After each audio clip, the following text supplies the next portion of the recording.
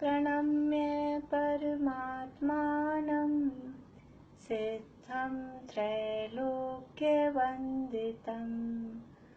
स्वाभाविक चिदानन्द स्वरूपं निर्मलाव्ययम् शुद्धजीवादिद्रव्याणां देशिकं च जिनेश्वरम् द्रव्यसंग्रहसूत्राणां वृत्तिं वक्षे समासतः जीवमजीवमदव्वं जिणवरवसहेण जेणनेतिष्ठं देविन्दविन्दवन्दं वन्दे तं सर्वदा शिरसा कहे जीव अजीव जिनवर वृषभ ने लोक में वे वंद्य सुरपति वृंद से वंदन करूं कर जोड़ में। गाथाएं कौन बोल रहे हैं?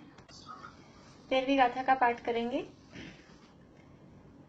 मग्गण गुण ठाणे हिय 14 हवन्तितः सुधृणया विन्नीया संसारी सव्ये शुद्धाहु सुधृणया गईन्दिये सुकाये जोगे वेदे कसायणानीय संजम दंसन लेसा भविया सम्मत सन्नियाहारे।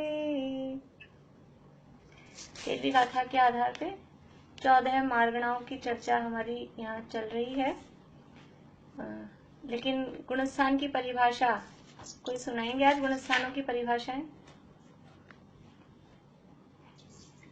कौन तैयार है? रेखा अभी चलिए बोलिए। तीसरे गुणस्थान की परिभाषा।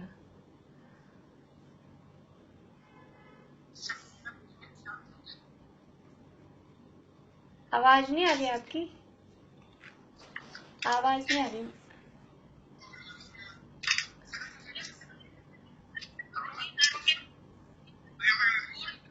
एक मिनट रुकिए, किसी के घर से आवाज आ रही है, किसका चालू है? हाँ अब बोलिए रेखा अभी।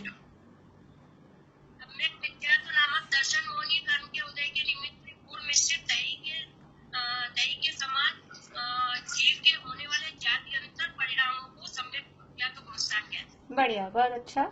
सम्यक मिथ्यात्व नामक दर्शन मोहनीय कर्म के उदय के निमित्त से गुड़ मिश्रित दही के स्वाद के समान, जैसा गुड़ मिश्रित दही का स्वाद खट्टा मीठा आता है, ऐसा गुड़ मिश्रित दही के स्वाद के समान होने वाले जीव के जात्यंतर परिणामों को सम्यक मिथ्या तथा मिश्र गुणस्थान कहते हैं। बढ़िया। और किसी को है तैयार? और कोई है सुनाने को तैयार? नहीं? कौन सा वाला? 1 से 5 में से कोई सा भी पूछूंगी, आपको तैयार हैं?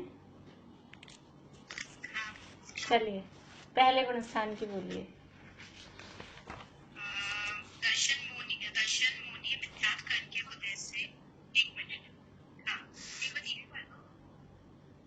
दर्शन मोहनीय मिथ्यात्व कर्म के उदय के समय होने वाले जीव के अतत्व श्रद्धालु भाव मिथ्या गुणस्थान कहते हैं। बढ़िया। दर्शन मोहनीय मिथ्यात्व कर्म के उदय के समय, उदय के निमित्त से जो जीव का अतत्व श्रद्धान रूप जो भाव है, तो उस अतत्व श्रद्धान रूप भाव को मिथ्यात्व गुणस्थान कहते हैं। बढ़िया। चलिए अपनी बात तो मार्गणाओं की चल रही है, अब कल कौन सुनाएंगे पहले से ही बता दीजिए, वो प्रिपेयर रहें। नीलम भाभी कल सुनाएंगे? और कौन है? सुलोचना। हाँ अब कल सुनेंगे, अब आज हो गए 2, कल सुनेंगे।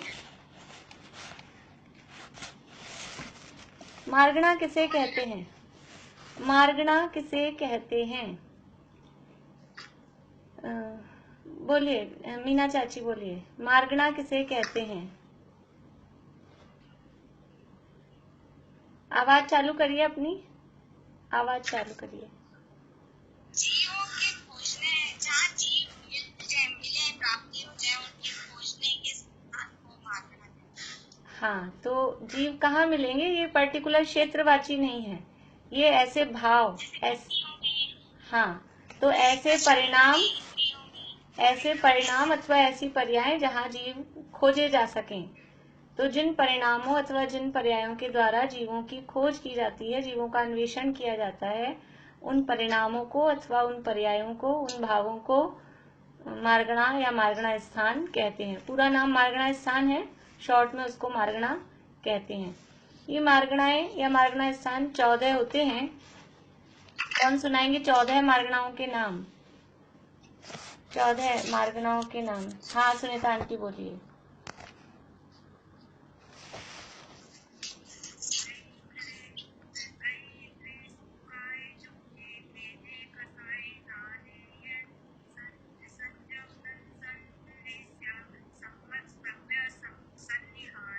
हाँ बढ़िया, गाथा याद हो गई आपको। नाम गिना सकते हैं?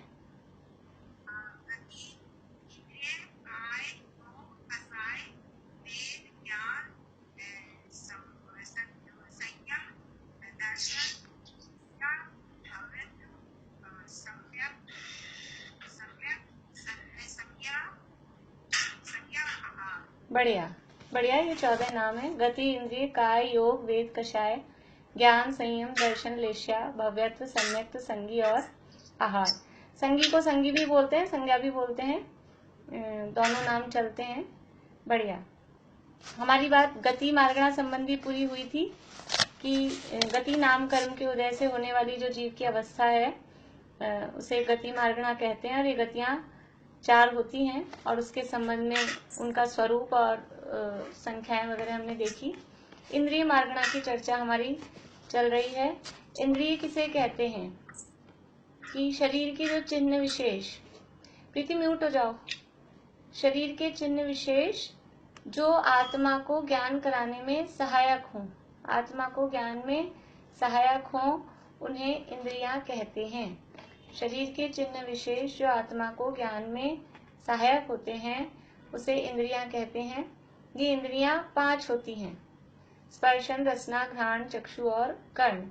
5 इंद्रियां हैं, लेकिन ये पांचों ही इंद्रियां 2 प्रकार की होती हैं, एक द्रव्येंद्रिय और एक भावेंद्रिय। इंद्रियां 2 प्रकार की होती हैं, द्रव्येंद्रिय और भावेंद्रिय। तो द्रव्येंद्रिय किसे कहते हैं?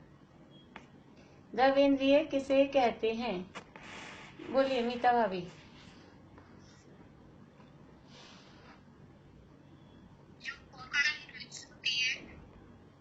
जो उपकरण अकेला, हाँ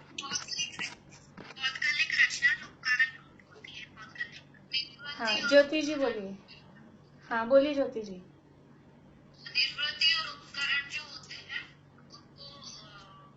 उससे भावेंद्रिय बनती, जो द्रव्य रचना होती है, उद्योग की रचना। निवृत्ति और उपकरण से भावेंद्रिय बनती है कि द्रव्येंद्रिय? द्रव्येंद्रिय। द्रव्येंद्रिय निवृत्ति और उपकरण रूप होती है, लेकिन इस निवृत्ति और उपकरण शब्द से कुछ भी समझ में नहीं आता है, वो और कठिन हो जाता है। तो द्रव्येंद्रिय किसे कहते हैं? जो रचना है, शॉर्ट में अपन समझें, रचना को द्रव्येंद्रिय कहते हैं। अब वो रचना किसकी है?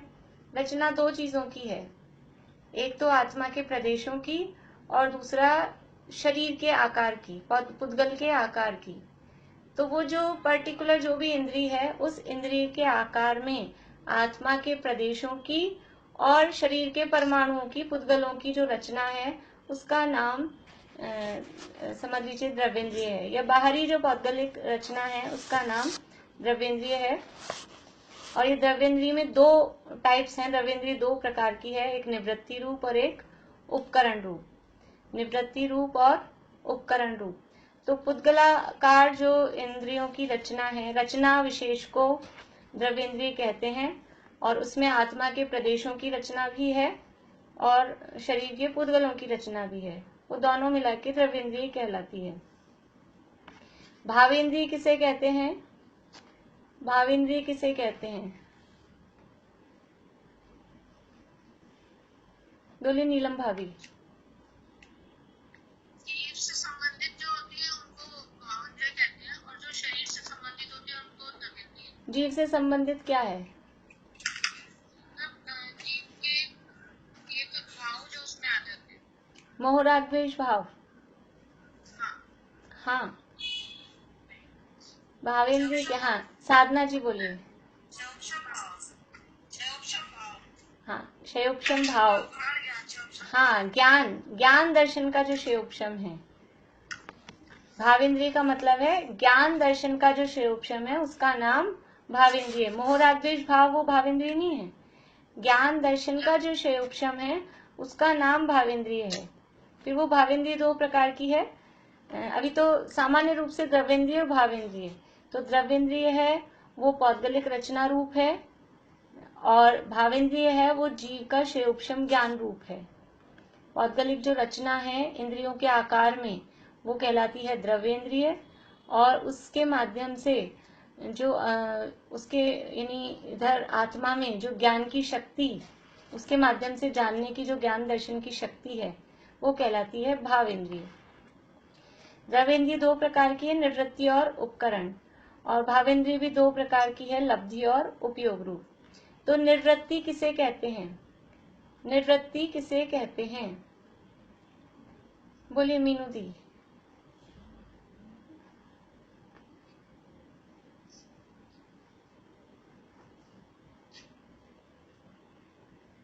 नहीं, आवाज नहीं आ रही आपकी। म्यूट अनम्यूट कीजिए।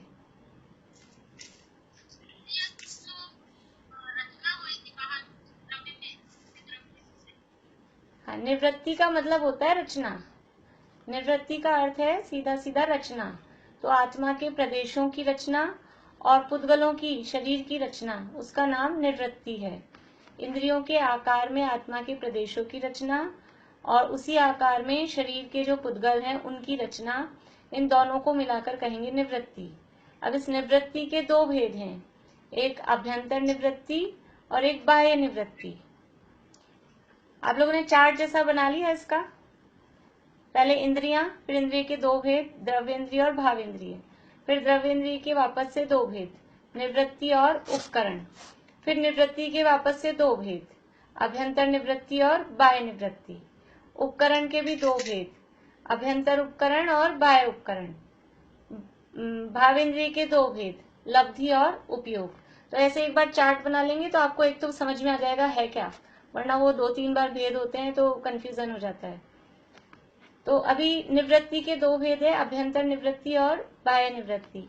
अभ्यंतर निवृत्ति का मतलब क्या कि जो आत्मा के प्रदेश जो उस इंद्रिय के आकार रूप परिणमित हुए हैं उसका नाम है अभ्यंतर निवृत्ति। ये केवल आकार है, आत्मा के ज्ञान से उसका कोई संबंध नहीं है। ये केवल आत्मा के प्रदेशों का जो आकार उस शेप में हुआ उसका नाम है अभ्यंतर निवृत्ति। निवृत्ति का मतलब है वो रचना, शेप, उसका नाम निवृत्ति है। तो आत्मा के प्रदेशों की जो रचना हुई है, शेप हुई है, उसका नाम अभ्यंतर निवृत्ति, और उसी आकार में पुद्गल परिणमित हुए हैं, शरीर के पुद्गलों में वही आकार बना तो वो कहलाएगी बाह्य निवृत्ति। तो इस तरह से ये निवृत्ति के दो भेद हुए। इसके बाह्य निवृत्ति का मतलब है शरीर के आकार रूप, शरीर के आकार इंद्रिय के आकार रूप जो शरीर के पुद्गल परिणमित हुए हैं। नीलम भाभी म्यूट हुई है, अनम्यूट हो गए आप। जो इंद्रिय के आकार रूप शरीर के पुद्गल परिणमित हुए हैं, इंद्रिय के आकार, जैसे ये आंख है, नेत्र इंद्रिय, नेत्र इंद्रिय का आकार होता है मसूर के दाल के जैसा। एक्चुअल में जो नेत्र इंद्रिय है, द्रव्येंद्रिय, उसका आकार होता है मसूर की दाल जैसा। तो उस मसूर की दाल के जैसा आकार में आत्मा के प्रदेश ऐसे ऐसे आकार में बने, वो कहलाएगी अभ्यंतर निवृत्ति। और उस मसूर की दाल जैसे आकार में ही वहां पुद्गल भी परिणमित हुए हैं, शरीर के जो पुद्गल हैं, जिसे हम रेटिना वगैरह समझ लीजिए साइंस की भाषा में जो बोलें, तो वो भी उस आकार में परिणमित हुए हैं। तो वो जो शरीर के पुद्गल ऐसे परिणमित हुए हैं वो कहलाएगी बाह्य निवृत्ति, और उसी जगह आत्मा के प्रदेश भी ऐसे गोलाकार रूप में परिणमित हुए हैं, वो कहलाएगी अभ्यंतर निवृत्ति। ये दोनों मिलके कहलाएंगी निवृत्ति। किसके यहाँ से आवाज आ रही है? ये मैं पहचानती नहीं हूँ। आप गैलेक्सी, हाँ आवाज आ रही है। चलिए मैं करती हूँ। अभी ऐसे ही उपकरण है। उपकरण किसे कहते हैं? निवृत्ति का जो उपकार करते हैं, निवृत्ति का जो उपकार करते हैं मतलब निवृत्ति की सहायता करते हैं, उसकी सुरक्षा करते हैं, उसकी मदद करते हैं, वो कहलाता है उपकरण। तो आंख के संबंध में क्या है? आंख के संबंध में भी ये उपकरण भी दो प्रकार के हैं, एक बाह्य उपकरण और एक अभ्यंतर उपकरण। तो जो उस इंद्रिय की सहायता करने में, उपकार करने में जो इंटरनल थोड़ा आंतरिक चीज है वो कहलाएगा अभ्यंतर उपकरण, और जो बाहरी चीज है वो कहलाएगी बाह्य उपकरण। जैसे आंख के संबंध में जो एक्चुअल में इंद्रिय है वो तो निवृत्ति है, वो रेटिना है, वो अंदर है, पर ये जो बाहर में इतना बड़ा बड़ा व्हाइट और फिर बीच में ये काला गोल जो दिखता है कंचे जैसा, ये है अभ्यंतर उपकरण। और पलके वगैरह है, ये ऊपर आंखें बंद हो जाती हैं, ये सब है बाह्य उपकरण। ये जो एक्चुअल में निवृत्ति, जो एक्चुअल में इंद्रिय की रचना है, उस रचना की सहायता करते हैं, उसका उपकार करते हैं, उसको डैमेज होने से बचाते हैं। पहले ये सामने आती हैं, आंख में कुछ भी आए, कुछ भी उसको नुकसान होने का हो तो पहले ये सामने आ जाते हैं। तो ये ढाल जैसी जो चीज समझ लीजिए है, तो ये कहलाते हैं उपकरण। इससे जानना नहीं होता है, ये जो पलके हैं, ये जो व्हाइट वाला पोर्शन है, इससे देखना नहीं होता है। देखने का काम तो अंदर जो वो बारीक सा है, मसूर की दाल बराबर जो रेटिना है, वहीं से देखने का काम होता है। लेकिन फिर भी उस देखने वाली चीज के ये मदद करते हैं, सहायता करते हैं, रक्षा करते हैं, तो इनको उपकरण कहते हैं। अभी सभी इंद्रिय में अपन लगा सकते हैं। कान के संबंध में अपने को दिखता है जो बाहर, ये उपकरण है। जो कर्ण इंद्रिय है एक्चुअल में वो अंदर, जिसे कान का पर्दा कहें हम, तो उसके आकार में शरीर के प्रदेश परिणमित हुए हैं, वो बाह्य निवृत्ति है। उसी के आकार में आत्मा के प्रदेश परिणमित हो रहे हैं, वो अभ्यंतर निवृत्ति है। और बाहर जो ऐसी ऐसी शेप दिखती है, ये सब उपकरण है। अब इसमें थोड़ा अंदर वाला पोर्शन वो अभ्यंतर उपकरण है, और ये बाहर का एकदम जो दिखता है ये बाह्य उपकरण है। इस तरह से नाक में, जीभ के संबंध में, स्पर्श इंद्रिय के संबंध में इस तरह से लगा सकते हैं। तो ये द्रव्येंद्रिय की बात हुई। द्रव्येंद्रिय निवृत्ति और उपकरण रूप है, और ये पौद्गलिक है। यद्यपि आत्मा के प्रदेशों की रचना भी अभ्यंतर निवृत्ति के अंतर्गत है, लेकिन इसमें ज्यादा जो चीज है वो पुद्गल से, शरीर से रिलेटेड है, इसलिए कहा द्रव्येंद्रिय है वो पौद्गलिक है। और जो भावेंद्रिय है वो आत्मा के ज्ञान से संबंधित है। ये जितनी जो इंद्रिय का हमको शयोक्षम है वो उतनी भावेंद्रिय हमको कही जाती है। तो आत्मा के जो ज्ञानावरण दर्शनावरण का शयोक्षम है, ज्ञान दर्शन का जो शयोक्षम है, वो भावेंद्रिय कहलाती है। भावेंद्रिय दो प्रकार की है, एक लब्धि रूप और एक उपयोग रूप। लब्धि उपयोगो भावेंद्रियम। लब्धि किसे कहते हैं? कि वर्तमान में जितना हमको शयोक्षम ज्ञान प्रकट है, शयोक्षम ज्ञान का जितना वर्तमान में उघाड़ है, वो कहलाती है लब्धि। ये लब्धि रूप भावेंद्रिय है। और उसमें से जो वर्तमान में, अभी जो कहा ना, वर्तमान में जितना शयोक्षम ज्ञान का उघाड़ है, तो वहां वर्तमान लेना है। समझ लीजिए इस मनुष्य भाव में, इस मनुष्य भाव में हमको जितना ज्ञान का उघाड़ है वो कहलाएगा वर्तमान, अभी लब्धि के संबंध में। और उपयोग के संबंध में बिल्कुल अभी करंट जो चल रहा है, कि अभी एट प्रेजेंट में हम उसमें से क्या यूज में ले रहे हैं, तो बिल्कुल वर्तमान की पर्याय में अभी उसमें से जो यूज में आ रहा है वो कहलाता है उपयोग। उपयोग शब्द हम यूज वाले अर्थ में डेली लाइफ में भी लेते हैं, कि अभी हमारे में क्या, हम इसका हमको उपयोग है या नहीं है, यूज है या नहीं है। वही अर्थ यहाँ है कि हमारे जो लब्धि रूप ज्ञान है, उस लब्धि रूप ज्ञान में से बिल्कुल एट प्रेजेंट में हमें क्या यूज में आ रहा है। तो जो वर्तमान में ज्ञान में की पर्याय में चल रहा है वो कहलाता है उपयोग। तो इस तरह से लब्धि और उपयोग ये दो प्रकार से भावेंद्रिय होती है और दोनों ही वर्तमान ज्ञान की पर्याय हैं। जितना हमको क्षयोपशम मिला हुआ है ये भी वर्तमान में है और उसमें से जो हम यूज ले रहे हैं वो भी वर्तमान में है। जैसे हमने कल उदाहरण लिया था कि हम पॉकेट में 5,000 रुपए लेके निकले हैं, तो 5,000 अभी हमारे पास में है, वर्तमान में है। बैंक बैलेंस है वो एक अलग चीज है। बैंक बैलेंस तो समझ लीजिए ऐसा है जो केवल ज्ञान की शक्ति है, ऐसा है, वो तो शक्ति हमारे पास। लेकिन अभी हम 5,000 रुपए लेकर निकले हैं जेब में, तो जो 5,000 रुपए है ये अभी वर्तमान में है हमारे पास। लेकिन फिर भी हम एक ही साथ पूरे के पूरे 5,000 रुपए खर्च नहीं कर रहे हैं। हमने एक शॉप पे 100 किए, एक शॉप पे 1,000 किए, एक शॉप पे 250 किए। तो वो जो बिल्कुल जिस दुकान पे जिस जगह पे हमने जितने रुपए खर्च किए वो कहलाएगा उसका उपयोग। तो ऐसे हमारे पास अभी 5 इंद्रिय और मन जितना क्षयोपशम जानने देखने की शक्ति हमको वर्तमान में लब्धि में है, ये हमारी लब्धि है। लेकिन अभी हम ये पांचों इंद्रियों और मन के द्वारा एक समय में एक साथ नहीं देख जान पाते हैं। हम जिस समय एक इंद्रिय को यूज ले रहे हैं तो बाकी 4 इंद्रियां मन उस समय यूज में नहीं आती हैं। एक समय में एक ही इंद्रिय के माध्यम से जो छद्मस्त जीव है उनका उपयोग एक समय में एक ही इंद्रिय के माध्यम से प्रवर्तता है। तो जब आंख से देखते हैं तो कान से सुनाई नहीं देता है, जब कान से सुनते हैं तो आंख से दिखाई नहीं देता है। समझ लीजिए जब जीभ से चख रहे हैं तब उसका रंग नहीं दिखाई दे रहा है, ऐसा होता है। लेकिन हमको तो लगता है कि हम आइसक्रीम खाते हैं तो ठंडी भी हमको फील होती है, मीठी भी फील होती है और खुशबू भी आती है, ये हमको ऐसा फील होता है। वो इसलिए होता है कि समय बहुत जल्दी चेंज होता है, समय बहुत फास्ट होता है, समय हमारी पकड़ में नहीं आता। हमको कोई भी चीज पकड़ में कब आती है, असंख्यात समय बीत जाते हैं उसके बाद हमें फील समझ में आता है। तो वो इतनी फास्ट समय बदलता है तो हमको लगता है हम एक साथ ही। तो ये दर्शन उपयोग में भी आ जाएगा, ये अपन जो पहले हो गया फिर अपने को बाद में समझ में आया। नहीं, दर्शन उपयोग तो पहले हो ही जाता है, उसके बाद में ये ज्ञान भी जो हो, ये जो बदल रहा है ना इतनी जल्दी जल्दी, क्योंकि इतनी जल्दी जल्दी बदल रहा है, हमको ऐसा नहीं लगता है। हमको ऐसा लग रहा है हम उसी समय ठंडा भी, आइसक्रीम का ठंडा स्पर्श भी फील कर रहे हैं, उसी समय उसका मीठा भी स्वाद ले रहे हैं। हमको ऐसा लगता है कि पहले तो हमको पता लगा ये ठंडी है, फिर दोबारा में पता लगा ये मीठी है, फिर तिबारा में पता लगा कि इसमें स्ट्रॉबेरी का फ्लेवर आ रहा है। ऐसा कुछ होता है। हमको एक ही बार में रखी है बाइट मुंह में और सारा पता लग जाता है एक ही साथ, लेकिन उसमें ऐसा क्रम होता है।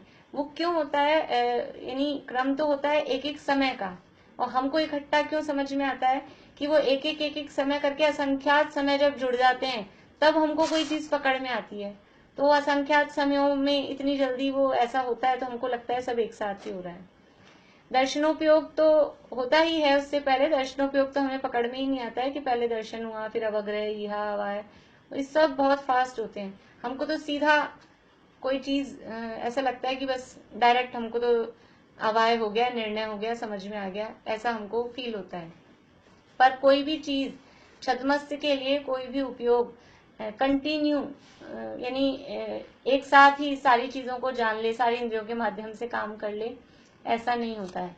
छद्मस्त के एक समय में एक ही उपयोग एक ही इंद्रिय के माध्यम से काम करता है, ऐसा नियम है।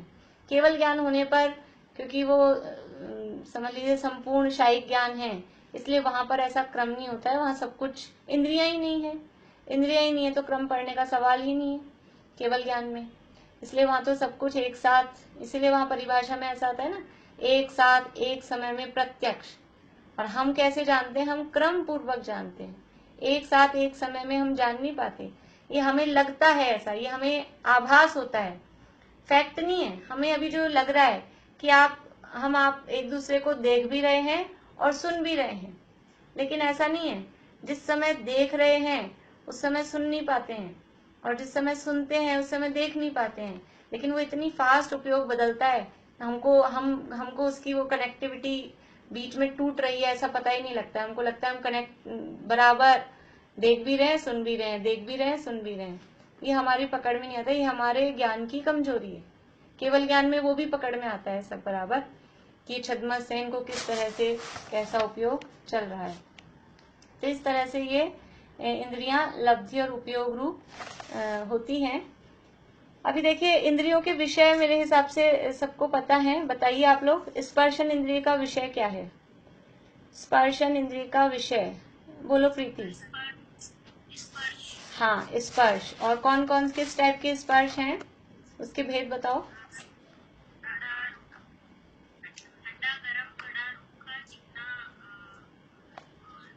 हल्का भारी, हाँ, हल्का भारी, रूखा चिकना, ठंडा गरम, कड़ा और कड़ा, कठोर और नरम, ये 8 प्रकार के स्पर्श, ये स्पर्शन इंद्रिय के विषय हैं। स्पर्शन इंद्रिय के माध्यम से यही जाना जा सकता है। हम हाथ से छूकर स्वाद नहीं जान सकते। ये इंद्रियों की, अभी समझ लीजिए मोक्षण प्रकाशक में भी यही प्रकरण चल रहा है कि मति ज्ञान की पराधीन प्रवृत्ति, तो उसमें भी वही विषय आ रहा है, दोनों विषय सेम हो रहे हैं। ये इंद्रियों की मजबूरी है, पराधीनता है। स्पर्शन इंद्रिय का जो विषय है उससे वही जान पाएगा। हम ये स्पर्शन इंद्रिय हाथ, इसके माध्यम से हम कुछ देख नहीं सकते। इस स्पर्शन इंद्रिय, कभी कभी ऐसा हो अपन आपस में ऐसा करते हैं, आज मेरा काम तुम कर लेना, उस दिन मेरे लाइट चली गई तो मैंने प्रीति से कह दिया ये बता देगी, आंसर मिलवा देगी। तो ऐसा, हाँ, कभी आंख बहुत थक गई हूं मैं देख देख के, सारे दिन देखना पड़ता है, तो हाथ को दे दे ड्यूटी कि तुम देखना आज मेरी तरह, मेरी जगह। तो ऐसा ये ड्यूटी चेंज नहीं हो सकती है। इसका जो विषय है, स्पर्शन इंद्रिय का जो विषय है, वो स्पर्शन इंद्रिय के माध्यम से जो उसका विषय है उसी को जान सकेगा। रसना इंद्रिय का जो विषय है, रसना इंद्रिय का विषय क्या है? बोलिए अंजू भाभी, रसना इंद्रिय का विषय क्या है? आवाज चालू करिए आपकी।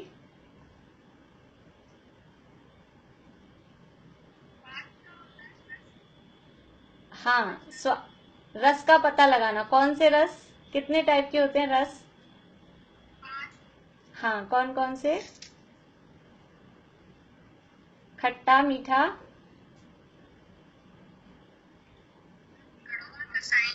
हाँ, खट्टा, मीठा, कड़वा, कसायला और चरपरा, ये 5 प्रकार के रस होते हैं। तो ये रसना इंद्रिय के माध्यम से ये 5 प्रकार के रस जाने जाते हैं। इन्हें कहते हैं इंद्रियों के विषय। सूत्र है स्पर्श, रस, गंध, वर्ण, शब्दास, तदर्था, ये उनके विषय हैं। 5 इंद्रियों के नाम के बाद में उनके विषय गिनाए हैं। घ्राण इंद्रिय, घ्राण इंद्रिय का विषय क्या है? सुगंध और दुर्गंध, सूंघना, ये घ्राण इंद्रिय का काम है। तो सुगंध का और दुर्गंध का ज्ञान उसके माध्यम से होता है। चक्षु इंद्रिय, चक्षु इंद्रिय का विषय वर्ण को देखना। हाँ, सविता आंटी आप बोल रहे हैं, बोलिए। हाँ हाँ, देख के जिसके माध्यम से जाना जाता है। तो किसको देखती है चक्षु इंद्रिय? काला, पीला, नीला, लाल और सफेद, बस ये 5 जो रंग हैं, इन 5 रंगों को, और इनके ही कॉम्बिनेशन से और दूसरे कलर्स बनते हैं। तो कलर को जिसके माध्यम से जाना जाए वो चक्षु इंद्रिय है। चक्षु इंद्रिय का विषय है रंग, वर्ण। और कर्ण इंद्रिय का विषय होते हैं शब्द। कान में हमने सरसों का तेल डाल दिया तो कान में स्वाद आ जाता है क्या? कान में अगर डालते थे पहले, मान लीजिए सरसों का तेल डाल देते थे पहले, अभी आजकल तो नहीं डालते हैं, तो वो कान में सरसों का तेल डाला तो वो स्वाद आ जाता है क्या? कान में दवाई डालते ना आंख में और कान में कभी, तो वो उसका कड़वा स्वाद आता है। वो क्यों आता है? कि वो जब ये कनेक्शन है ना, यहाँ सारे जितने भी मुंह, ये फेस पे जो भी चीजें हैं, ये सब यहाँ आके कनेक्ट होती हैं, तो वो दवाई हमारे गले में आती है, और जो रसना इंद्रिय जहाँ है वहां पर उसका फील होता है, तब जाके उसका कड़वा स्वाद आता है। लेकिन कान में ही हमने कुछ डाला और उसका हमको स्वाद आ जाए, ऐसा नहीं होता है। कर्ण इंद्रिय का विषय रसों का स्वाद लेना नहीं है। कर्ण इंद्रिय का विषय केवल शब्दों को सुनना है। पर कान में हम कुछ डालते हैं तो हमें ठंडा गर्म तो फील होता है। तो स्पर्शन इंद्रिय, पर स्पर्शन इंद्रिय का फील इसलिए होता है कि वो स्पर्शन इंद्रिय तो पूरा शरीर ही है।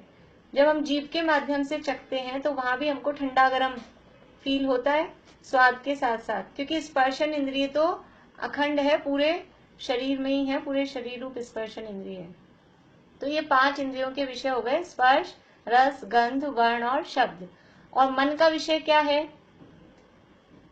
मन का विषय क्या है? बोलो प्रीति। हाँ, हित का ज्ञान करना। हित का ज्ञान करना विषय नहीं कहेंगे, वो तो हित का ज्ञान करना तो उसका काम है। मन का विषय है रूपी और अरूपी दोनों प्रकार के पदार्थ, या कहें श्रुत मनिंद्रियस्य, सूत्र ऐसा आता है श्रुत मनिंद्रियस्य, कि जो श्रुत ज्ञान का विषय है वो अनिंद्रिय यानी मन का विषय है। श्रुत ज्ञान जिसे विषय बनाता है वो मन का विषय भी वही होता है। पर अपन सरल शब्दों में समझें तो रूपी और अरूपी दोनों प्रकार के जो द्रव्य हैं, उनके विचार हैं, वो मन के विषय बन जाते हैं। स्पर्श रस गंध वर्ण जिनमें पाए जाते हैं, ऐसे रूपी द्रव्य भी मन के विषय बनते हैं, और स्पर्श रस गंध वर्ण जिनमें नहीं पाए जाते, ऐसे अरूपी द्रव्य भी मन के विषय बनते हैं। हम मन के माध्यम से हम अरूपी द्रव्यों को कैसे जान सकते हैं? अरूपी द्रव्यों को हम जान सकते हैं या नहीं जान सकते? बोलिए बोलिए रेखा अभी। आत्मा से, माध्यम से, ज्ञान के माध्यम से। वो तो ठीक है, आत्मा से जानते हैं और ज्ञान से जानते हैं, पर कैसे जानते हैं? हम कैसे जान सकते हैं? अमूर्तिक अरूपी द्रव्यों को हम जान सकते हैं कि नहीं जान सकते हैं? कैसे जान पाएंगे?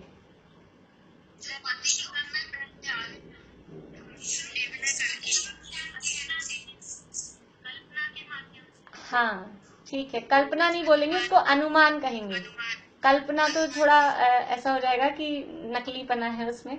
अनुमान, हम धर्म द्रव्य अधर्म द्रव्य जो अरूपी द्रव्य हैं, धर्म आकाश काल को हमने उनका स्वरूप जाना है, स्वरूप हमें पता है, तो हम इधर से इस कमरे से उस कमरे में चल के आए, तो हमको ये अनुमान है ना कि इस चलने में एक धर्म नाम का द्रव्य निमित्त होता है।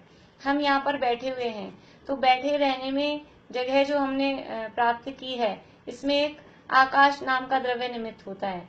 इसी तरह से परिणमन हो रहा है, नई से पुरानी कोई चीजें हो रही है, धुली हुई थी और धुली हुई से वो गंदी हो गई है, गंदी थी उससे साफ हो गई है। ये जो परिणमन हो रहा है, तो ये जो परिणमन हो रहा है इसमें काल द्रव्य निमित्त है। तो ऐसे अनुमान से भी हम अरूपी द्रव्यों को मन के माध्यम से जान सकते हैं।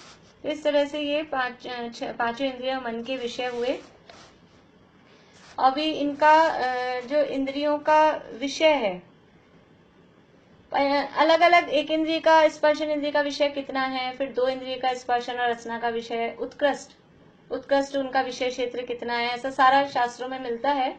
अपन उतनी डिटेल में नहीं जा रहे हैं, अपन केवल पंचेंद्रिय का विषय क्षेत्र देखते हैं कि जो पंचेंद्रिय जीव हैं वो उत्कृष्ट रूप से उनके इंद्रियों के विषय कितने हो सकते हैं। तो पंचेंद्रिय का स्पर्शन इंद्रिय का उत्कृष्ट विषय क्षेत्र है 9 योजन।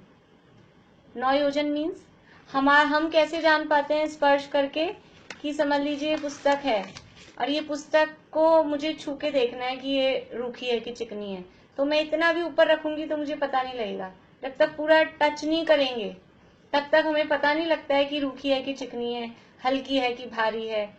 ये उसको टच करने पर ही पता लगता है।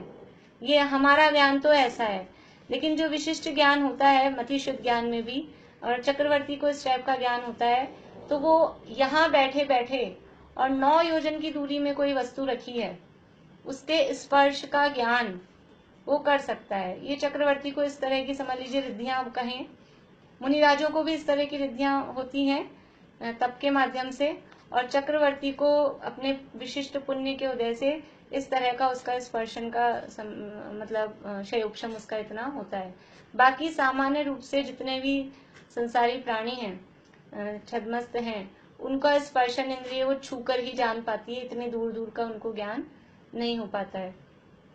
तो पंचेंद्रिय का है स्पर्शन इंद्रिय का 9 योजन। इसी तरह से रसना और घ्राण इंद्रिय का भी 9 योजन उत्कृष्ट विषय क्षेत्र है। ज्यादा से ज्यादा रसना इंद्रिय और घ्राण इंद्रिय कितनी दूरी का जान सकती है, तो 9 योजन दूरी की वस्तु का स्वाद लिया जा सकता है। 9 योजन दूरी की वस्तु की सुगंध अथवा दुर्गंध का पता लगाया जा सकता है। और ये जो विशेषता है ये चक्रवर्ती में ही होती है। चक्षु इंद्रिय का विषय क्षेत्र, चक्षु इंद्रिय का उत्कृष्ट विषय क्षेत्र है 47,263, 47,47263, 47,263 योजन अप्रोक्सीमेट।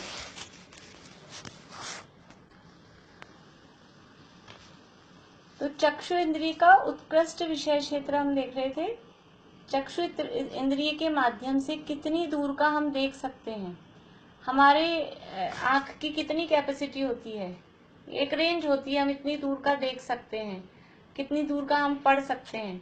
लेकिन यदि ज्यादा से ज्यादा कोई समझ लीजिए छद्मस जीव इतनी कितनी दूर का देख सकता है, तो ये मनुष्यों में चक्रवर्ती है, वो 47,263 अप्रोक्सीमेट है, उसके ऊपर भी कुछ है पॉइंट्स में, तो लगभग 47,263 योजन दूर तक का वो देख सकता है। क्या देखता है इतनी दूर कि जिस दिन श्रावण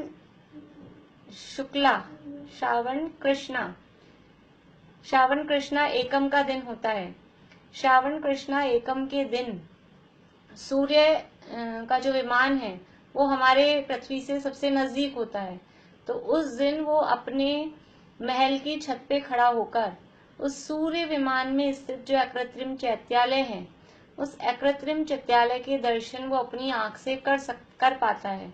और वो उस दिन अयोध्या में भरत चक्रवर्ती का महल होता है, और अयोध्या से वो सूर्य के विमान की जो डिस्टेंस है वो उस दिन होती है 47,263 और पॉइंट्स में समथिंग है, तो 47,263 लगभग योजन अयोध्या से सूर्य के विमान की दूरी होती है। और वो अपने महल की छत पे खड़ा होकर सूर्य के विमान में स्थित जिन बिंबों के दर्शन कर लेता है। ये नेत्र इंद्रिय का उत्कृष्ट विषय क्षेत्र पंच इंद्रिय की अपेक्षा से बताया गया। इतना अधिक से अधिक कोई दूर का देखे तो देख सकता है। हम देखना चाहें तो हम सूरज की तरफ देख ही नहीं पाते हैं, और हमको चैत्यालय दिखेंगे भी नहीं, उसमें हमारी आंख में इतनी शक्ति नहीं है। यानी ये ज्ञानावरण का क्षयोक्षम कितना हो सकता है।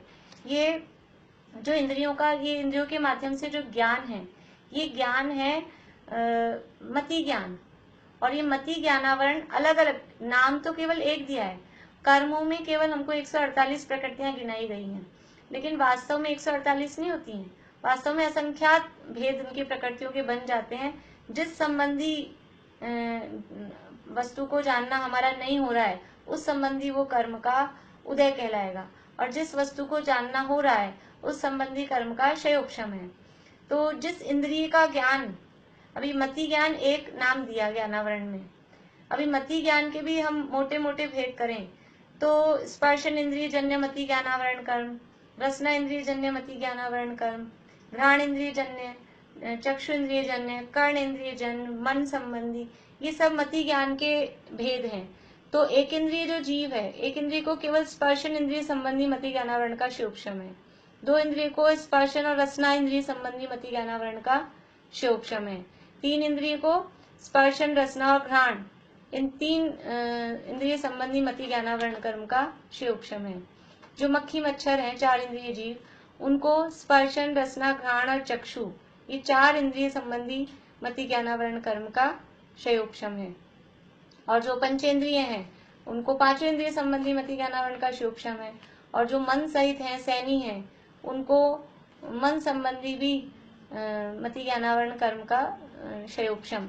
ये क्षयोक्षम है कह के हम क्या कह रहे हैं बार बार में, नेत्र इंद्रिय संबंधी क्षयोक्षम है, चक्षु इंद्रिय, घ्राण इंद्रिय संबंधी क्षयोक्षम है, क्या मतलब? बोली मीनू दी। कुछ ज्ञान कम है, ज्ञान है भी पर कुछ कम है।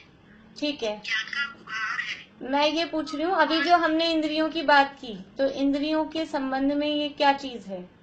वो आपका कहना सही है, क्षयोक्षम का अर्थ आप बता रहे हैं। मैं ये पूछ रही हूँ कि ये जो इतनी इंद्रिय संबंधी जो ज्ञान का उघाड़ है, वो इंद्रियों की भाषा में उसे क्या कहेंगे? ये इंद्रियां कौन सी? अब मैं डायरेक्ट पूछती हूँ तो आपको समझ में आ जाएगा। द्रव्य इंद्रिय है कि भाव इंद्रिय है? ये जो क्षयोक्षम है, ये द्रव्य इंद्रिय है कि भाव इंद्रिय? ये भाव इंद्रिय है। ये हम जो कहते हैं दो इंद्रिय जीव है, तीन इंद्रिय जीव है, चार इंद्रिय जीव है, और उसका अर्थ क्या निकालते हैं? निकालते क्या है? उसका अर्थ यही होता है कि इस जो लट है, इस लट को दो इंद्रिय संबंधी क्षयोक्षम है। जो चीटी है उसको 3 इंद्रिय संबंधी मति गणना वर्ण कर्म का क्षयोपशम है। मतलब क्या कि जो हम ये 2 इंद्रिय, 3 इंद्रिय, 4 इंद्रिय जो कह रहे हैं, ये द्रव्य इंद्रियों की अपेक्षा नहीं कह रहे। ये जितना क्षयोपशम होता है उसके आधार पे ये इंद्रियों के नाम पड़ते हैं कि ये 2 इंद्रिय जीव है, कि 4 इंद्रिय जीव है, कि 3 इंद्रिय जीव है। ये उस क्षयोपशम के आधार पर ही उसको कहा जाता है। तो वास्तव में तो जो क्षयोपशमिक ज्ञान है वही इंद्रिय है, लेकिन उसकी वो क्षयोपशमिक ज्ञान कब काम करता है कि वो द्रव्येंद्रिय की सहायता से ही काम करता है। बाहर में अगर द्रव्येंद्रिय गड़बड़ है तो वो क्षयोपशम होने पर भी ज्ञान प्रॉपर नहीं हो पाता है। इसलिए वो द्रव्येंद्रिय और भावेंद्रिय दोनों मिलके इंद्रियां कही जाती हैं, पर एक्चुअल में जो जानने का काम है वो जीव का ज्ञान स्वभाव है। वो जो ज्ञान का जितना प्रगटपना है, जितना क्षयोपशम खुला हुआ है, वही एक्चुअल में वो जानने का काम करता है, जिसे हम भावेंद्रिय कहते हैं। तो इस तरह से ये इंद्रियों के संबंध में इंद्रिय मार्गणा की बात हुई। यानी अब इंद्रिय मार्गणा के भेद कितने हैं? तो इंद्रिय मार्गणा के भेद 5 हैं। स्पर्शन, रसना, घ्राण, चक्षु और कर्ण, इस तरह से ये 5 भेद हैं। और जो भी ये मार्गणाएं हैं, इन मार्गणाओं में जैसे गति मार्गणा की बात की तो गतियां 4 हैं, पर उसके साथ में क्योंकि मार्गणा कहा किसे है कि जिनके माध्यम से जीवों को खोजा जाए, तो 4 गतियों में हमने जीव खोज लिए। फिर कुछ ऐसा नहीं होगा कि कुछ जीव बच जाएंगे।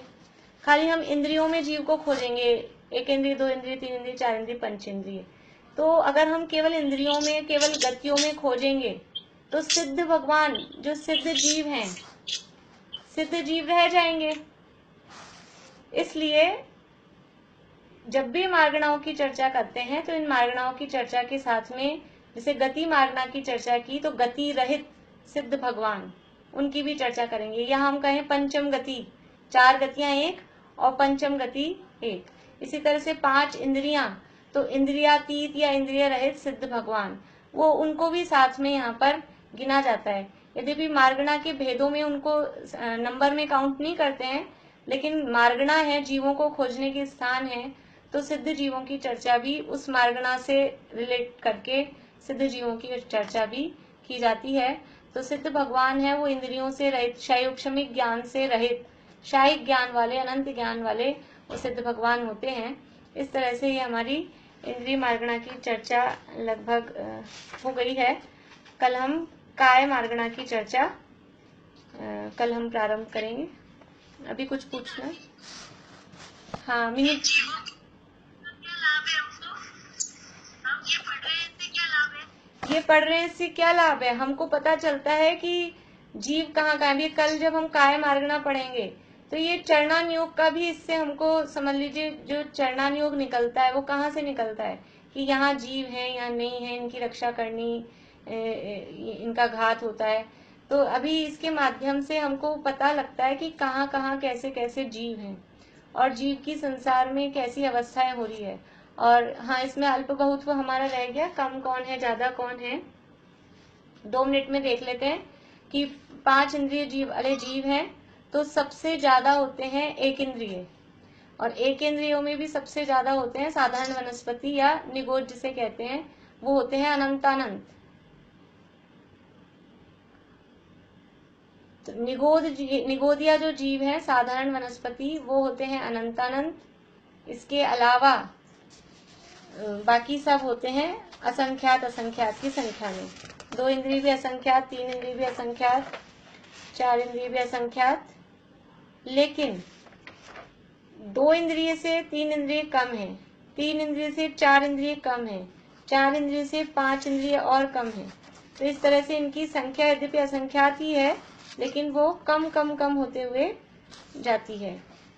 यानी 1 इंद्रिय जीव अगर सामान्य रूप से देखेंगे तो 1 इंद्रिय जीवों की संख्या है अनंत, लेकिन 1 इंद्रियों में निगोदिया को अलग करेंगे तो वो अनंत जो संख्या है वो है निगोदिया की। निगोदिया जीव है अनंत, अनंतानंत कहें या अनंत कहें। और उसके अलावा जो बाकी 1 इंद्रिय बच गए, पृथ्वी, जल, अग्नि, वायु और प्रत्येक वनस्पति, वो सब है असंख्यात। फिर 2 इंद्रिय जीव भी हैं असंख्यात, लेकिन उन 1 इंद्रियों से कम है। 3 इंद्रिय जीव भी हैं असंख्यात, लेकिन वो भी 2 इंद्रिय से कम है। 4 इंद्रिय जीव भी असंख्यात हैं पर 3 इंद्रिय से कम, और 5 इंद्रिय जीव भी असंख्यात हैं, वो 4 इंद्रिय से कम। यानी सबसे ज्यादा जीव कहेंगे, सामान्य रूप से कहेंगे तो 1 इंद्रिय हैं, या विशेष रूप में कहेंगे तो सबसे ज्यादा होते हैं निगोदिया। जहाँ अनंत संख्या आएगी, अनंत संख्या निगोदिया में ही है। इसके अलावा बाकी सारे जीव असंख्यात की संख्या में ही है, अनंत संख्या केवल निगोदिया जीवों में ही है। तो इस तरह से ये इनकी संख्या भी हमने देख ली है।